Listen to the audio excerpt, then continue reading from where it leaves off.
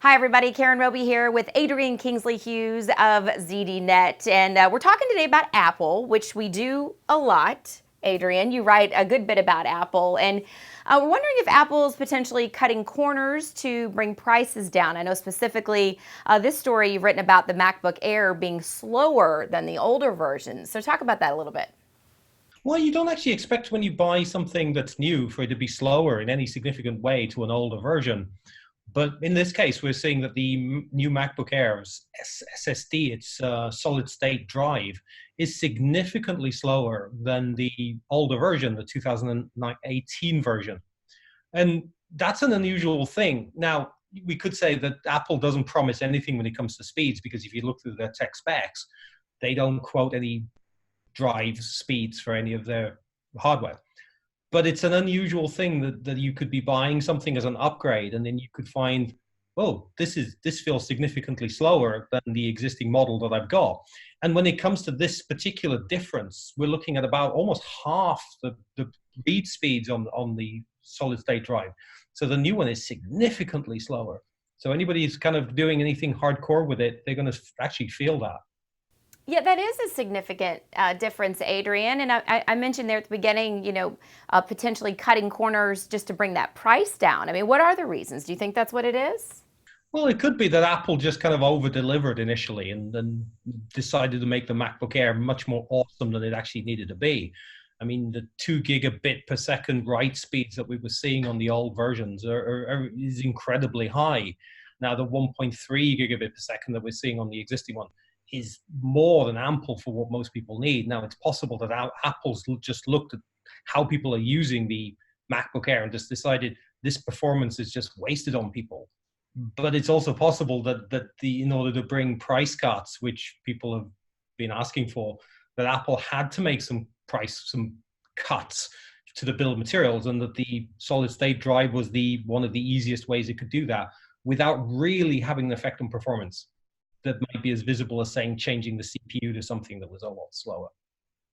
And there's Adrian, of course, all kinds of different buyers for the MacBook Air. So talk a little bit about, who's buying it, the demographics, and how, if at all, they will even notice the change in speed. I think most people who buy MacBook Air basically use it for things like word processing, creating spreadsheets, and maybe some simple photo editing. Given what I've seen of the specs so far, the differences, the only people who would really see this difference are people who are maybe loading massive media files, like big Photoshop files or maybe video. And I don't know how many people might be using a MacBook Air for that.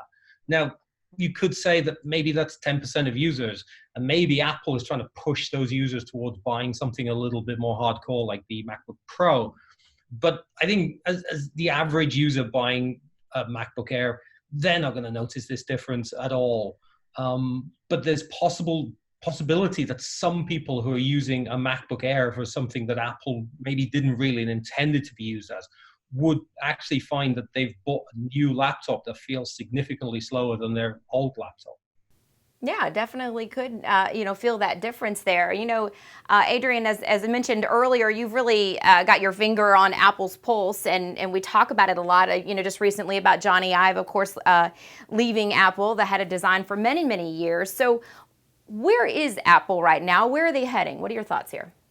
Well, it's clear now that Apple is operating in an environment that pretty much everybody else is operating in, where it's not so easy to sell things with massive price tags as it once was. Now, Apple is in a great position that it has an enormous profit margin on things that it sells, so it can shave off $100 here without really affecting its bottom line that much.